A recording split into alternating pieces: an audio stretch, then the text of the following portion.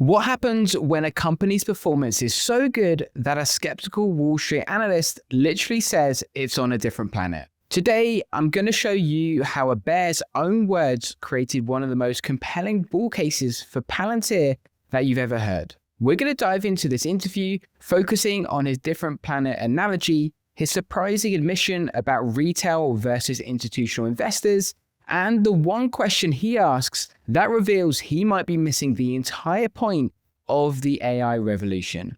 Let's dive in. Has the fall rectified anything for you thus far? No, I mean, it's still 70 times revenue we've ever seen a software company trade at this multiple. So as we've said, you can touch multiples like this, but you can never sustain or live. It's like living on the top of Mount Everest. You can get there, but you can't stay there. So again, the fundamentals of this company are blowing anyone's expectation, including ours, away.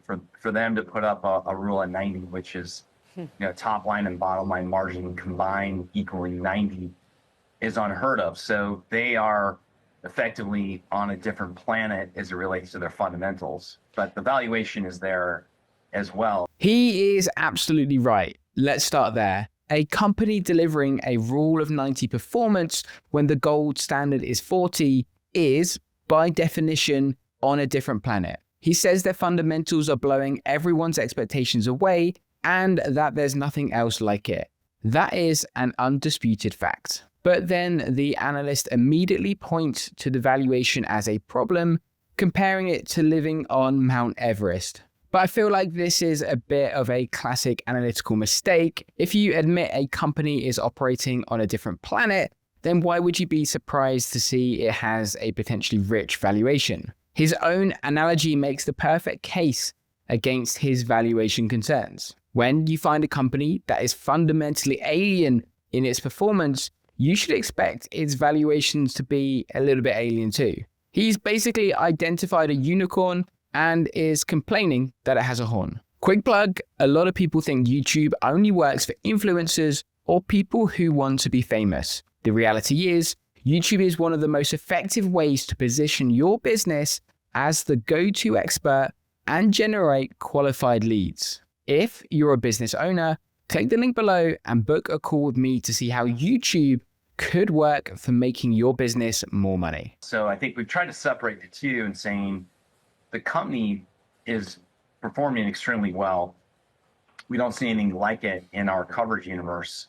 However, we have seen this before where you saw Snowflake, Datadog, others that traded at those similar multiples. They never sustained, and it was a tough fall. So the minute the revenue growth decelerates, and we've had 8 quarters of accelerated revenue growth, once you see that decel, the multiple is a concern. So do you have a view on when that deceleration will actually have? Because you've said in your notes that you've got limited visibility, lumpiness in quarterly bookings. I mean, are this actually going to start showing up and convincing the retail investor that has helped drive it up and to the right? Yeah, I mean, it's a good point. So the majority, a huge part of the investor base is retail. It's about 40%. And so our clients are institutions. And I don't speak to a lot of clients in Palantir because our institutions have basically valuation thresholds that they can't break through, and they've all seen this movie before in the last 20 years in our group. This is one of the most fascinating admissions I've ever heard from an analyst. He's telling you that there are 2 different audiences viewing this stock, and they are playing by completely different rules. On the one side, you have the institutions who he says are stuck with the valuation thresholds based on historical data, what he calls the movie they've all seen before. Their rules are preventing them from participating. And on the other side, you have the retail investors who he almost dismisses, but who are the ones who have been right all along and have made the most amount of money too. This isn't a story of smart institutions versus dumb retail. This is the story of a flexible, forward-looking investor base correctly identifying a paradigm shift, while a rigid, backward-looking institutional mindset is stuck on the sidelines because their rule books are outdated. He thinks he's pointing out a risk, but he's actually describing a massive market inefficiency that retail investors have brilliantly exploited. So from a retail perspective, it can keep working. When does it break? We don't see a breakdown in the fundamentals. I think the question becomes, the comps are going to start getting harder. And can they sustain that level of growth? And Dr. Karp, the CEO, has said this, that they expect headcount to actually shrink and they can grow revenue 10x on a shrinking employee workforce at Palantir, which is, to me, kind of mind-blowing, because if you think about it, you need a lot of Palantir people and services people to get the software working.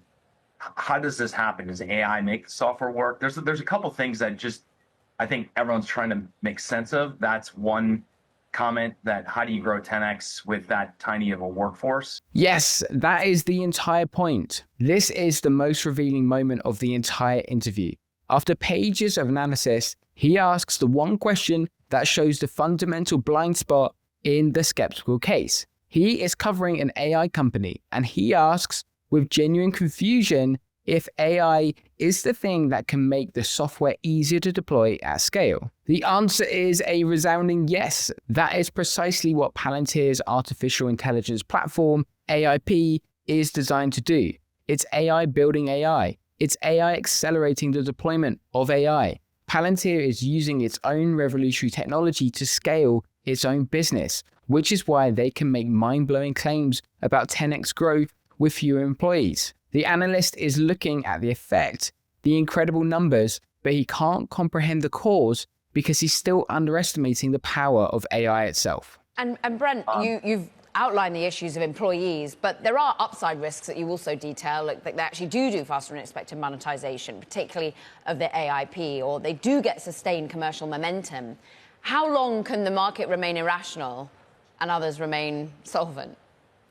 Well, the market can remain irrational for a while. Again, remember, you're dealing with a retail install base. You're not dealing with an institutional base.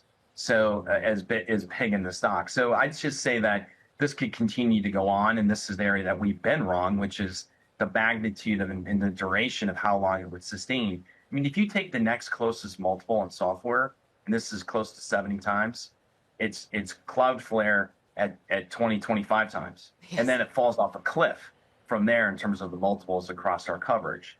So you're just really dealing with something that is super unique. Their business is super unique. The execution has been incredible. Right. So there's been no real reason fundamentally to sell the stock other than, hey, the multiple is where it's at. So I think it's a hard one because, again, you have to give them credit. The product is working. The customers love it. And you look at the quality of the execution has been next to no one's been even close to them. So what did we learn from this skeptical analyst? He learned that Palantir's fundamentals are on a different planet. We learned that old school institutional rules are causing them to miss the boat while a forward-thinking retail base is reaping the rewards. And most importantly, we learned that the core of the skepticism lies in a failure to grasp the truth, transformative power of AI itself. The analyst's final baffled question, does AI make the software work, is the most bullish sign of all. It shows just how far ahead Palantir is, not just in their execution, but in their vision for the future. So I'll ask you, do you think AI is the key that the old guard is missing? If you found this video of any value, why not consider hitting subscribe?